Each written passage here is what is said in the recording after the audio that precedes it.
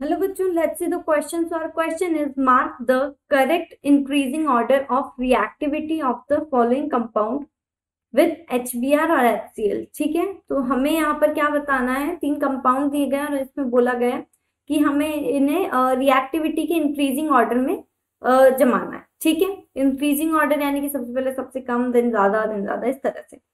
ठीक है, अब देखो, अब अगर हम बात करें यहाँ पर हमें दिया गया है HBr और HCl. ठीक है, अब HBr और HCl जो होता है जब भी प्रेजेंट होते हैं तो यहाँ पर क्या होता है, न्यूक्लियोफिलिक सब्सटीट्यूशन रिएक्शन होती है.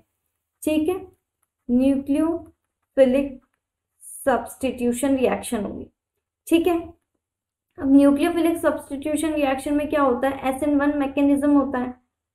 ठीक है, और SN1 मैकेनिज्म होता है तो ये क्या बताता है, ये बताता है स्टेबिलिटी ऑफ केटायन. ठीक है, स्टेबिलिटी ऑफ केटायन. अब देखो, अब अपन इन सबके केटायन जनरेट कर लेते हैं. देखो किस तरह से करेंगे. यहाँ पर जो सबसे पहले दिया गया है हमें, यहाँ पर आ जाएगा CH2 पॉजिटिव, OH निकल जाएगा. ठीक है, अब नेक्स्ट का केटायन अगर हम जनरेट करें तो देखो किस तरह से होगा. ये है हमारा CH2 पॉजिटिव, OH तो निकल गया. ठीक है, अब यहाँ पर नीचे NO2 और ये जो थर्ड है इसमें अगेन CH2 पॉजिटिव और यहाँ पर Cl. ठीक है, अब देखो यहाँ पर जो फर्स्ट दिया गया हमें बेंजाइल, जो हमारा कार्ब केटायन रहेगा, बेंजाइल कार्ब केटायन, यहाँ पर हमारे पास एक भी इलेक्ट्रॉन विड्रॉइंग ग्रुप नहीं है, यानी कि NO2 नहीं है, Cl नहीं है, इस तरह से कोई भी स्पीशीज नहीं है हमारे यहाँ पे. ठीक है, तो ये जो होगा ये हमारा क्या होगा, इसकी स्टेबिलिटी हाईएस्ट होगी. ठीक है, इसकी स्टेबिलिटी क्या होगी, हाईएस्ट होगी. तो सबसे ज्यादा स्टेबल होगा हमारा ऑप्शन जो फर्स्ट होगा वो होगा. ठीक है, इसके बाद अब बात करते हैं NO2 और Cl की. ठीक है, तो देखो यहाँ पर जो है हमारा NO2 जो है, ठीक है, ये हमारा ज्यादा स्ट्रॉन्गर इलेक्ट्रो विड्रॉइंग स्पीशीज है. ठीक है, NO2 is stronger electron withdrawing species.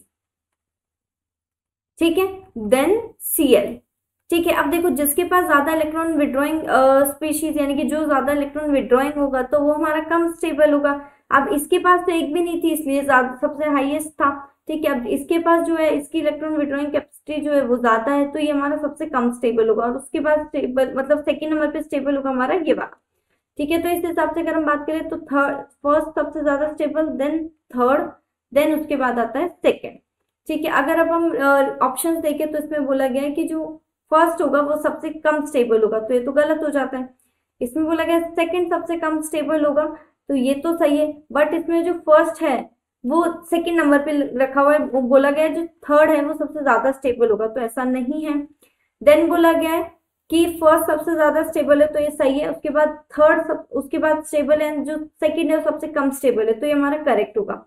And इसमें बोला गया फर्स्ट सबसे ज्यादा stable, then second, then third, तो ये तो हमारा रॉन्ग हो जाएगा. तो इस हिसाब से हमारा कौन सा सही होगा, ऑप्शन नंबर सी यहाँ पर हमारा करेक्ट होगा. फर्स्ट सबसे ज्यादा स्टेबल है, देन थर्ड, उसके बाद सेकंड.